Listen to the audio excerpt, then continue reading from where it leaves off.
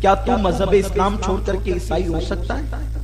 حضرت عبداللہ ابن حذافہ فرماتے ہیں تو آدھی سلطنت کی بات کرتا ہے، اگر تو دنیا کی ساری نعمتیں دے دے اور مجھ سے کہہ کے میں محمد عربی صلی اللہ علیہ وسلم سے اپنے تعلق کو توڑ لوں تو یہ مجھ سے نہیں ہو سکتا۔ ساری دنیا کی دولت لے کر بھی، ساری دنیا کی نعمت لے کر بھی، ساری دنیا کی حکومت لے کر بھی میں اپنے نبی سے اپنے رشتے کو نہیں توڑ سکتا۔ جب اس نے یہ سنا، اور خلاف توقع بات تھی، اس لیے کہ روم کی آدھی سلطنت کوئی چھوٹی موٹی سلطنت نہیں تھی، اور وہ بھی ایک انسان جو ہتھکڑیاں باندھ کر کے کھڑا ہوا ہے، پیروں میں بیڑیاں پڑی ہوئی ہے، کوئی پرسان حال نہیں، وطن میں کوئی رشتہ دار نہیں، وطن سے بے وطن ہے، غربت کا عالم ہے، اور ایسے عالم میں وقت کا تاجدار، وقت کا بادشاہ عبداللہ ابن حذافہ سے کہتا ہے اے عبداللہ تو محمد عربی روح فدا صلی اللہ علیہ وسلم کا دامن چھوڑ دے۔ فدا میں کہہ رہا ہوں، لیکن اس نے تو کہا کہ محمد عربی کا دامن چھوڑ دے، تو ابن حذافہ کہتے ہیں تو ساری کائنات کی دولت دے دے پھر بھی میں یہ نہیں کہہ سکتا۔ جب یہ انداز اس نے سنا تو پھر اس نے کہا اگر تو یہ کرنے کے لیے تیار نہیں ہے تو پھر تو مرنے کے لیے تیار ہو جا۔ عبداللہ ابن حذافہ یہ سنتے ہیں تو مسکرانے لگتے ہیں، آپ کے لبوں پر مسکراہٹ آ جاتی ہے۔ اس نے کہا کہ اس نوجوان کو سولی پر چڑھا دو، لیکن سولی پہ چڑھانے سے پہلے چاروں طرف سے اس پہ تیروں کی بوچھار کر دو تاکہ اس کو اتنے زخم آئے کہ ان زخموں کی وہ تاب نہ لا سکے۔ عبداللہ ابن حذافہ مسکراتے ہیں اور مسکرا کر کے فرماتے ہیں مومن موت سے ڈرا نہیں کرتا، ہم تو موت کو سینے سے لگاتے ہیں اس لیے کہ زندہ رہتے ہیں تو بحیثیت غازی کے، اور مر جاتے ہیں تو اللہ شہادت کا مقام عطا فرماتا ہے، اور ہمارے یہاں شہید مرتا نہیں ہے بلکہ وہ ہمیشہ کے لیے حیات پا جاتا ہے، ہمیشہ کے لیے زندہ ہو جاتا ہے۔ میرے پیارے آقا صلی اللہ علیہ وسلم کے پیارے دیوانوں، اس نے سوچا اس نوجوان کو اتنی آسانی کے ساتھ سر نہیں کیا جا سکتا، اس کو اتنی آسانی کے ساتھ مطیع اور فرما بردار نہیں کیا جا سکتا، تو اس نے عبداللہ ابن حذافہ کے سامنے موت کا ایک منظر دکھانے کے لیے کہا کہ ایک کام کرو، اس نوجوان کو پہلے دکھاؤ موت کسے کہتے ہیں۔ اس نے کیا کیا کہ اس نے کڑھائیاں منگائی، اور بڑی کڑھائی منگانے کے بعد اس کے اندر تیل بھر دیا اور نیچے سے آگ لگا دی۔ حضرت سیدنا عبداللہ ابن حذافہ رضی اللہ تعالیٰ عنہ کہتے ہیں کہ وہ تیل سے کڑ کڑ کی آواز اٹھنے لگی، اور وہ تیل جب انتہائی گرم ہو گیا تو ایک مسلم مجاہد کو لایا گیا، اور لانے کے بعد جو ہے اس کو بھی یہی کہا گیا کہ کیا تو اسلام چھوڑنے کے لیے تیار ہے؟ اس نے کہا جان تو دے دوں گا مگر اسلام نہیں چھوڑوں گا۔ یعنی یہ فکر صرف عبداللہ ابن حذافہ کی نہیں تھی بلکہ یہ فکر ہر مسلمان فکر تھی کہ جان اگر چلی جائے ہم جان دے دیں گے مگر مذہب سے اپنا رشتہ نہیں توڑ سکتے۔ میرے پیارے آقا علیہ السلام کے پیارے دیوانوں، ان لوگوں کو کوئی سر نہیں کر سکتا تھا، ان لوگوں کو کوئی زیر نہیں کر سکتا تھا، ان لوگوں کو کوئی غلام نہیں بنا سکتا تھا۔ وہ مسلمان جو جان دے کر بھی اپنے نبی سے اپنے رشتے کو توڑنا تو دور کی بات، اپنے رشتے کو کمزور کرنا بھی گوارا نہیں کر سکتا تھا۔ موت کی نظروں میں، موت کی آنکھوں میں آنکھیں ڈال کر کے جو سب کچھ لٹا کر بھی محمد عربی کے دامن کو نہیں چھوڑ سکتے تھے۔ آج اس قوم کے جوانوں کا حال یہ ہو چکا ہے کہ وہ گانوں کی دہلیز پر اپنے ایمان کا سودا کر رہے ہیں، وہ فلموں کی دہلیز پر اپنے ایمان کا سودا کر رہے ہیں، وہ انٹرنیٹ کی عریانیت پر اپنے عقیدے کا سودا کر رہے ہیں، وہ انٹرنیٹ کی گندگی پر اپنے ایمان کا سودا کر رہے ہیں۔ مجھے بتاؤ کون سا وہ جرم اور گناہ ہے جو قوم مسلم کے اندر موجود نہیں ہے؟ ہندوستان کی سرزمین پر اپنی تباہی کا رونا رونے والوں، ظلم اور زیادتی کے شکوے کرنے والوں، ہماری راتوں کو بھی تو دیکھو، ہمارے دن کو بھی تو دیکھو، اپنی صبح کو بھی تو دیکھو، اپنی راتوں کو بھی تو دیکھو، اپنی عید کو بھی تو دیکھو، اپنی شب برات اور شب قدر کو بھی تو دیکھو، ہمارا حال کیا ہو گیا ہے؟ مسلمان اللہ اکبر عبادت کے وقت بھی موبائل لے کر کے بیٹھتا ہے۔ میرے پیارے آقا علیہ السلام کے پیارے دیوانوں، اور موبائل میں کون کیا دیکھتا ہے یہ میں نہیں کہتا، آپ اچھی طریقے سے جانتے ہیں، ہر انسان کو پتا ہے۔ کوئی غزل سن رہا ہے عورت کی آواز کے اندر، کوئی گانے سن رہا ہے عورت کی آواز کے اندر، کوئی مشاعروں میں پڑا ہوا ہے، اللہ اکبر شاعر اور شاعرات کے اندر ڈوبا ہوا ہے۔ مجھے بتاؤ اللہ اکبر جب قوم اس قدر رب تبارک و تعالیٰ کی نافرمان ہو جائے، لوگوں کے دلوں سے دین نکل جائے، عظمت دین نکل جائے، دین کی قدریں نکل جائے، پھر اس قوم کو تباہ کیا جائے گا۔ امام نے اس رسالے میں یہی آیت لکھی، ان اللہ لا یغیر ما بقوم حتی یغیروا ما بانفسہم۔ اللہ پاک اس وقت تک تک کسی قوم کو گردش میں نہیں ڈالتا، اس وقت تک کہ کسی قوم کو گردش کے اندر نہیں ڈالتا جب تک کہ وہ قوم خود اپنے حالات کو تبدیل نہ کرے۔ یعنی جب انسان بدلتا ہے تو اس کے حالات بدلتے ہیں، جب انسان کا عمل بدلتا ہے اس کے حالات بدلتے ہیں۔ بالکل اسی طرح کے حالات امام احمد رضا کے وقت میں بھی تھے۔ ان حالات میں اور ان حالات میں کوئی بہت زیادہ فرق نہیں ہے، 19-20 آپ کہہ سکتے ہیں، بس اتنا ہی فرق ہے، اس لیے کہ اس وقت انگریزوں کی حکومت تھی، یا یوں کہہ لیجئے اسلام دشمن عناصر کی حکومت تھی،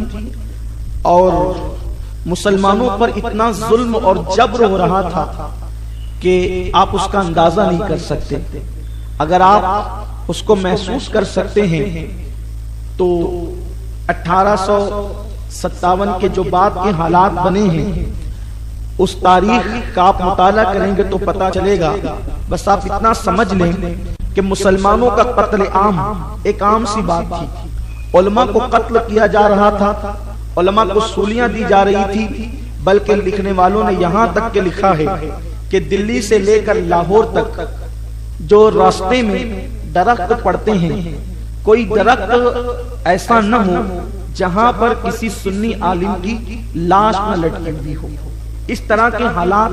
1857 کے بعد بنے ہیں۔ علماء کی جائیدادیں ضبط کی گئی، علماء کو شہر بدر کیا گیا، بغیر کسی حقیقی جرم کے علماء کو جو ہے وہ جیلوں کے اندر مقید کیا گیا۔ اس لیے حقیقی جرم بچ کر اس لیے کہہ رہا ہوں کہ اگر علماء نے اپنے ملک کو واپس مانگا تھا تو یہ جرم نہیں تھا بلکہ یہ ان کا حق تھا۔ حق مانگنے والوں کو کالا پانی کی سزا بھگتنی پڑی، ان کی املاک ضبط کی گئی، ان کی لائبریریوں کو ضبط کیا گیا، ان کے بچوں کو ستایا گیا۔ اس طرح کے حالات تھے۔ ایسے حالات میں اس دور کے جو اخبار نکلتے تھے، روز نامچے نکلتے تھے، ان اخبارات میں ہر دن مسلمانوں کی تباہی، مسلمانوں کی بربادی، مسلمانوں کا قتل عام، مسلمانوں پہ ظلم، بس انہی حالات کو لوگ پڑھتے تھے اور مایوس ہوتے تھے۔ جس طریقے سے آج اخبارات آتے ہیں، اگر عالمی سطح کے اخبارات بھی آئیں تو عالمی سطح کے اخبارات کو بھی دیکھ کر کوئی خوشخبری کی بات تو ہمیں نہیں ملتی، بلکہ ہمیشہ کوئی نہ کوئی غم کی خبر ملتی ہے، کوئی نہ کوئی طوفان کی اطلاع ملتی ہے، کوئی نہ کوئی تکلیف اور پریشانی ہی کی خبر ملتی ہے۔ کل یہ ہو گیا، آج یہ ہوا، پرسوں یہ ہوا۔ اس طرح کے حالات جیسے آج ہم دیکھ رہے ہیں ایسے حالات تھے۔ ایسے مایوس کن حالات میں کسی نے امام اہل سنت امام احمد رضا خان محدث بریلوی رحمت اللہ تعالی علیہ سے سوال کیا کہ ایسے حالات میں جبکہ کفر اسلام کو جو ہے معاذ اللہ ظلم اور زیادتی کا شکار کیے ہوئے ہیں، اہل اسلام کو ظلم کی چکی میں پیس رہے ہیں، اہل اسلام کو معاذ اللہ دشمنی کی نظر سے دیکھ رہے ہیں، مسلمانوں کا قتل عام ہے،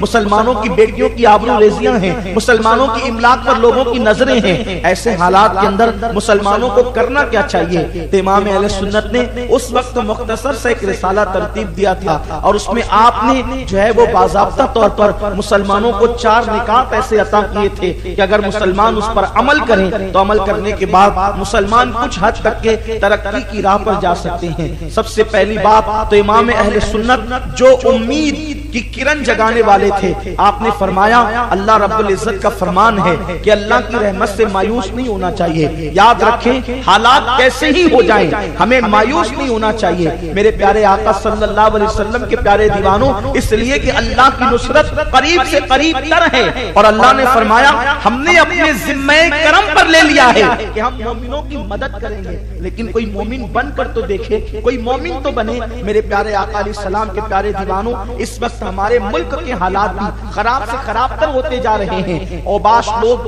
گنڈے لوگ، جو ہے فرقہ پرست لوگ مسلمانوں پر وہی ظلم کرنا چاہتے ہیں جیسے وہ حالات ہیں۔ ایسے حالات کے اندر مسلمانوں کو اب کوئی ہتھیار اٹھانے کی ضرورت نہیں ہے، مسلمانوں کو مومن بننے کی ضرورت ہے، ایمان والا بننے کی ضرورت ہے، اور مسلمان اپنی اللہ پر یقین اتنا مضبوط کر لیں، اپنے دین سے اس قدر اپنا تعلق مضبوط کر لیں کہ دنیا کی کوئی طاقت ہمارے دین سے ہمارے تعلق کو کمزور نہ کر سکے۔ آج سب سے بڑی کمی یہ ہے کہ مسلمانوں کے اندر جو دینی مضبوطی ہونا چاہیے، جو مذہب پر یقین ہونا چاہیے، جو اللہ اس کے رسول پہ یقین ہونا چاہیے، آج مسلمانوں کے اندر وہ دینداری نہیں پائی جا رہی ہے۔ میرے آقا علیہ السلام کے پیارے دیوانوں، اتنی مصیبت کا وقت ہے، اتنی تکلیف کا وقت ہے، اس قدر ظلم کی چکی میں مسلمان پس رہے ہیں۔ آپ دیکھیں مختلف ریاستوں کا جائزہ لیں، حالات اتنے بد سے بدتر ہو رہے ہیں، لیکن وہی میلے جھمیلے، وہی گانوں کی محفلیں، وہی فلمیں، وہی مشاعرے، وہی عورتوں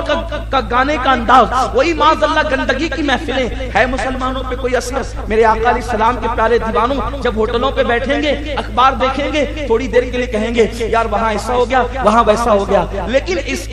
کے حل کے لیے یا کبھی ہم نے بیٹھ کر کے سوچا کہ اس طریقے سے یہ ہو رہا ہے، وہ ہو رہا ہے، تو ہم اس کا حل کریں، اس کو کیسے حل کریں؟ میرے پیارے آقا علیہ السلام کے پیارے دیوانوں، امام اہل سنت نے سب سے پہلی بات یہ کہی کہ مسلمان مومن بنے، ایمان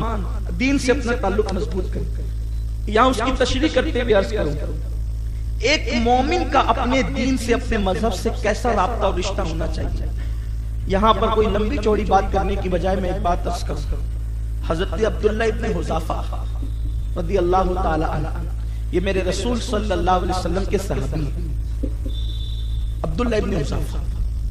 سیدنا فاروق اعظم کا دور ہے، رومیوں سے جنگ ہوتی ہے اور اس جنگ کے اندر کچھ صحابی پکڑ لیے جاتے ہیں۔ میرے نوجوان بہت غور سے سنیں، کچھ صحابیوں کو پکڑ لیا جاتا ہے، ان میں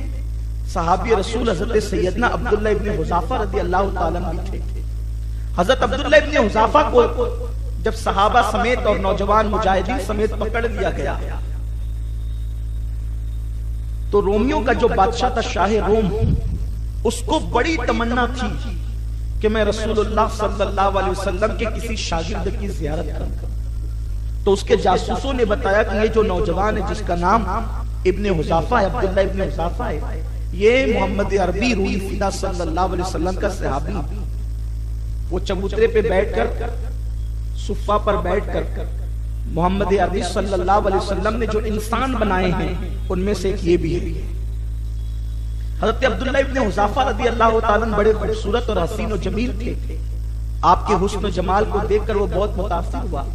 لیکن چونکہ قیدی کی حیثیت سے عبداللہ ابن حذافہ کو لایا گیا تھا، آپ کے ہاتھوں میں ہتھکڑیاں تھیں، آپ کے پیروں میں بیڑیاں تھیں، اور باقی کے سارے مجاہدین کو جو ہے وہ قید میں رکھا گیا تھا۔ عبداللہ ابن حذافہ کو جب شاہ روم کے سامنے لا کر کے کھڑا کیا گیا تو شاہ روم عبداللہ ابن حذافہ کے سے ایک سوال کرتا ہے، اے مسلمان نوجوان، میں تجھے اپنی آدھی سلطنت دے دوں گا